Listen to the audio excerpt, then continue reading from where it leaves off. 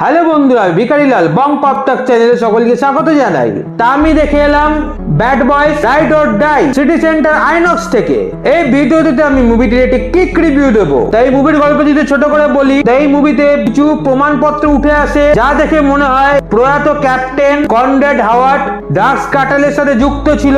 তবে আমাদের দুই পুলিশ অফিসার মাইক ও মাইলস তা কিছুভাবে বিশ্বাস করতে চায় না এবং তারা তাদের প্রয়াত ক্যাপ্টেনের নামে এই দুর্নাম দূর করতে চায়। সেই করতে গিয়ে তারাও ফিউজিটিভে পরিণত হয়। এবার তারা নিজেদের এবং তাদের প্রয়াত ক্যাপ্টেনের নাম ফিউজিটিভ লিস্ট থেকে বার করতে পারে কিনা এবং মেন কালপ্রিট যে সিস্টেমের মধ্যে ঢুকে আছে তাকে ধরতে পারে কিনা সেটা নিয়ে মুভির গল্পে এগোয়। বাকিটা জানতে হলে মুভিটি হলে গিয়ে দেখতে হবে। তো প্রথমেই বলে যাবে মুভির সিনেমাটোগ্রাফির কথা। এই মুভির সিনেমাটোগ্রাফি অ্যাকশনে ভরপুর। এটি ব্যাড বয়েজের 4 নম্বর মুভি এবং আগের 3টে মুভির মতো এই মুভিতেও ভরপুর অ্যাকশন রয়েছে এবং অ্যাকশন কোরিওগ্রাফি দুর্দান্ত হয়েছে এবং আগের মুভির চেয়ে এই মুভির অ্যাকশন আরো এনহান্স করা হয়েছে।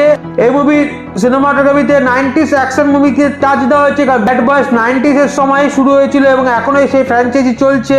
তাছাড়া এই মুভির বেশিরভাগ সিন প্রতি মুভির মতো মায়ামিতেই শুট করা হয়েছে এবং মুভিতে মায়ামির সিনগুলো দুর্দান্তভাবে ফুটিয়ে তোলা হয়েছে। তাছাড়া কিছু সিন কিউবাতেও শুট করা হয়েছে, যে সিনগুলো যথাযথ ভালো লেগেছে। এই মুভিতে সামান্যই কিছু সিজিআই ইউজ করা হয়েছে, মূলত সব অ্যাকশন প্র্যাকটিক্যাল সেট এফেক্টস এর দ্বারাই তৈরি করা হয়েছে। এবার এই মুভির স্ক্রিন প্লের কথা বলা যাক।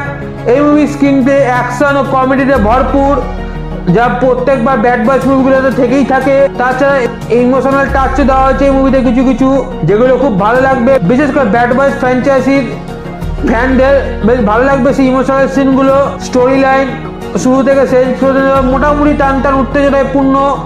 তবে আমার মনে হয় আরেকটু ভালো হতে পারতো। ব্যাড বয়েজ আগের 3টে মুভি এর চেয়ে বেশি ভালো ছিল। তবে ওভারঅল স্ক্রিন প্লে খুব ভালোই হয়েছে। কাস্ট থেকে যদি কথা বলি, পুলিশ ডিটেকটিভ মাইক লরি চরিত্রে উইল স্মিথ প্রতিবারের মতো দুর্দান্ত অভিনয় করেছে। তবে আমার মনে হয় এই মুভিতে তার চার্ম একটু কমেছে, হয়তো বা বয়সের জন্য। তবে সে অ্যাকশন সিনগুলো বেশ ভালোই অভিনয় করেছে।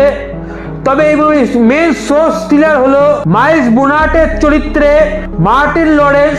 সেই মুভিতে দুর্দান্ত কমেডি করেছে। তার একটা কমেডিক পাঞ্চ একদম হার্ড হিটিং এবং দর্শকদের হাসাতে বাধ্য। তাছাড়া এই মুভিতে বেশ সে কিছু অ্যাকশনও করেছে, যা ব্যাড বয়েজ আগের মুভিগুলোতে সে করতো না, যা বেশ ভালোই লেগেছে। তাছাড়া আর্মান্ডো রেডির রোলে যথাক্রমে জেকব সিপিও এবং ডেনিস গ্রিন বেশ ভালো অভিনয় করেছে। তাদের দুজনের বেশ এই মুভিতে অ্যাকশন সিকোয়েন্স হচ্ছে, যাতে তারা দুর্দান্ত অ্যাকশন করেছে। তাছাড়া বাকি যারা পার্শ্ব চরিত্রে অভিনয় করেছে তারাও যথাযথ মুভিতে অভিনয় করেছে। ওভারঅল যদি বলি, এটি action pack family entertaining movie. যদিও ভারতে এটাকে এই সার্টিফিকেট দেওয়া হয়েছে কারণ 2-1টা গালাগালির সিন রয়েছে বলে। তবে এই মুভিতে ব্যাড বয়েজের প্রত্যেকটি মুভির মতো অ্যাকশনে ভরপুর, কমেডিক দুর্দান্ত। তাই বন্ধু বান্ধবদের সাথে গিয়ে এই মুভিটি হলে দেখতেই পারো। ভারতে বেশ দুর্দান্ত এন্টারটেইনিং সময় কাটবে সকলের। ভিডিওটি এখানেই শেষ হলো। ভিডিওটি ভালো লেগে থাকলে চ্যানেলটিকে সাবস্ক্রাইব করার অনুরোধ রইল।